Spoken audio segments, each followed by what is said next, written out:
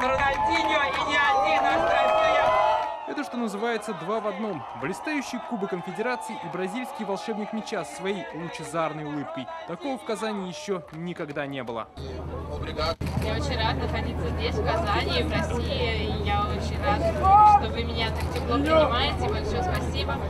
Это действительно очень-очень красивый город. Кумир миллионов приехал в Казань в компании двух не менее известных футболистов – Джей Окочи и Алексея Смертина. Но особое внимание было только ему.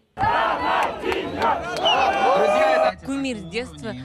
Это невероятно, что он здесь, в Казани. Наша мечта. Он единственный, который играл с улыбкой. Вы представляете? Все другие делают серьезную работу, а он радуется игре. Жалко, что он закончил свою карьеру. Ему только 37 лет. Еще бы играть и играть. Мэр Казани Ильсур Метшин, кажется, тоже большой поклонник Рональдиньо.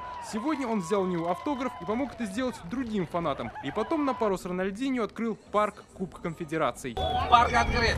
Парк открыт. Друзья, парк открыт. Парк Кубка Конфедерации – это около десятка футбольных аттракционов. Тут можно поиграть и в настольный футбол, и футбольным мячом на теннисном столе. Самая же большая очередь собралась из желающих забить гол вратарю-роботу. Правда, получалось это не у многих. Как тебе удалось забить вратарю-роботу? Я забил от штанги. В награду за такие футбольные свершения можно получить различные призы, в том числе и билеты на Кубок Конфедераций. Парк будет работать сегодня и завтра.